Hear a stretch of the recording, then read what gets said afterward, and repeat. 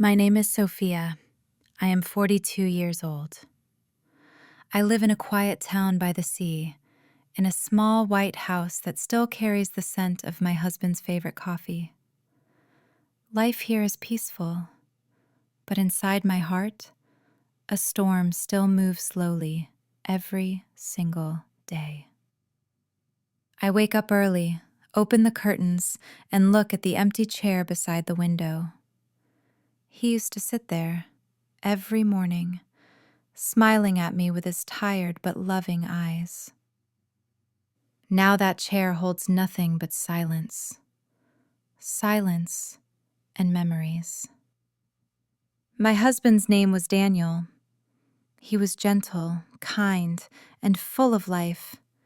He believed in small joys, morning walks, warm hugs, handwritten notes, and he believed in me. He always said, "Soph, you are my strength, even when I have none left." But life had other plans, and his strength slowly slipped away. 3 years ago, Daniel fell seriously ill.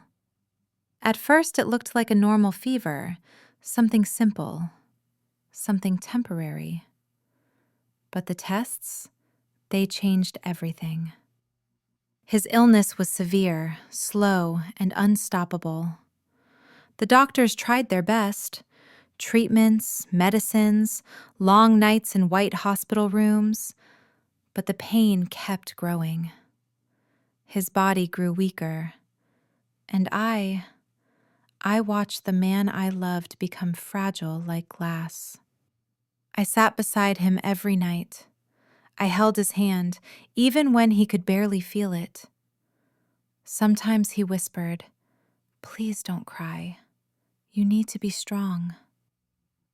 But how could I be strong when the only person who completed my world was slipping away, bit by bit, day by day? One evening, the nurses told me he had asked for me. His voice was weak, almost fading. When I entered the room, he smiled, a small, soft smile, the kind he used to give me when we first met.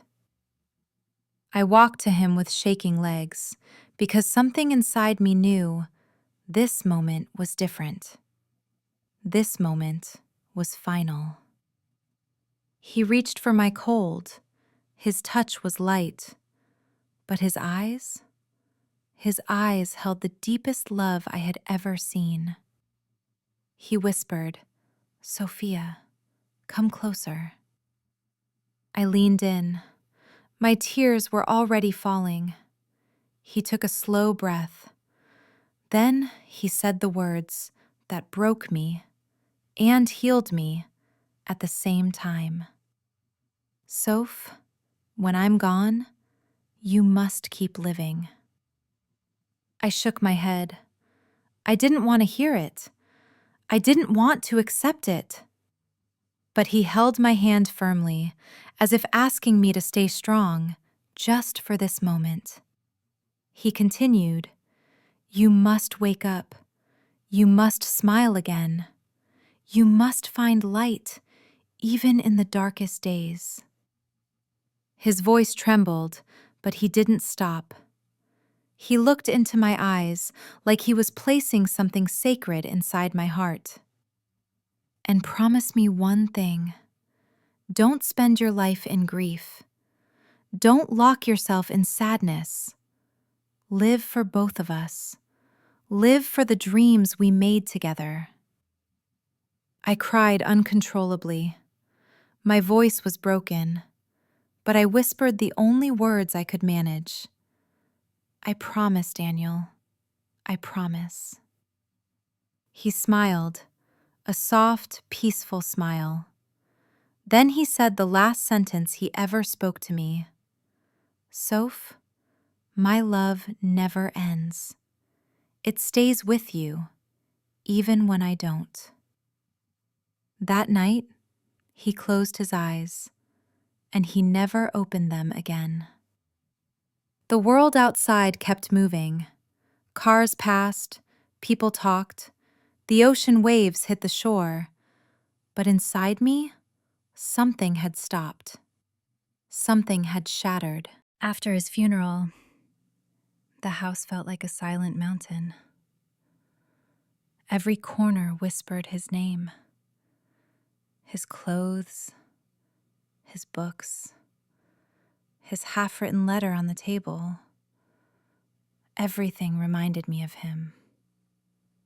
I tried to be strong. I tried to breathe. But some nights, even breathing felt heavy. I ate less. I slept less. I spoke less. I was alive, but not living. His last promise echoed inside me, but my grief was louder. It drowned everything else. One rainy evening, I found one of his old journals inside a drawer. It was dusty, untouched.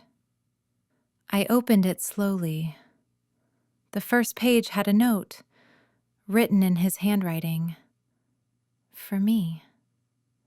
It said, "If you are reading this, it means I couldn't stay as long as I wanted. But Soph, I need to tell you something. You gave me the happiest years of my life, and your love was the reason I kept fighting. Promise me, don't let my absence steal your future." I held the journal close to my chest. I cried again. But this time, the tears felt different. They felt warm, not cold. It was as if his words were holding my heart gently, telling me to rise again, slowly, carefully, but surely. And that night, for the first time in months, I whispered, "Daniel, I will keep your promise."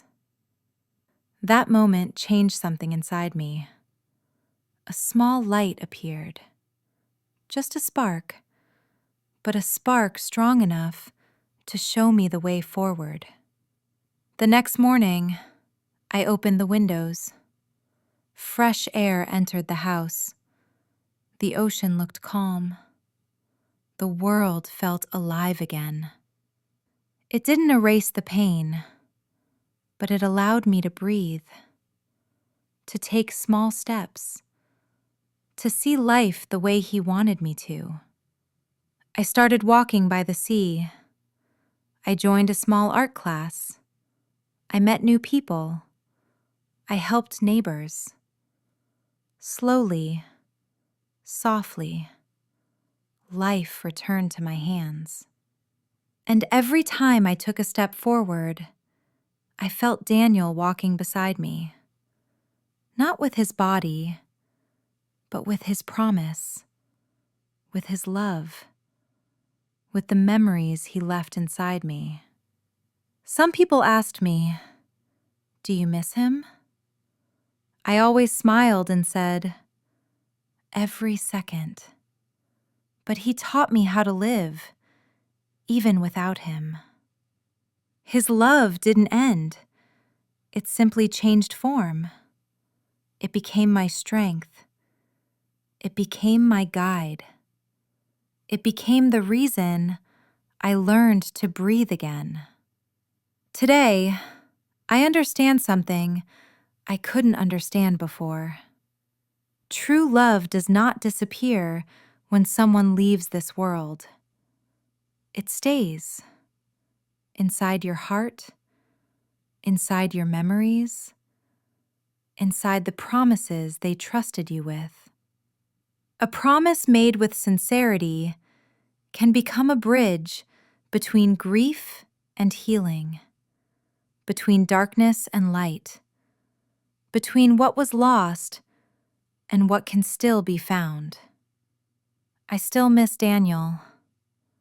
I always will.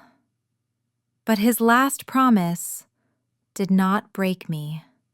And his love, even today, whispers in my heart, "Keep going, Soph. I'm proud of you."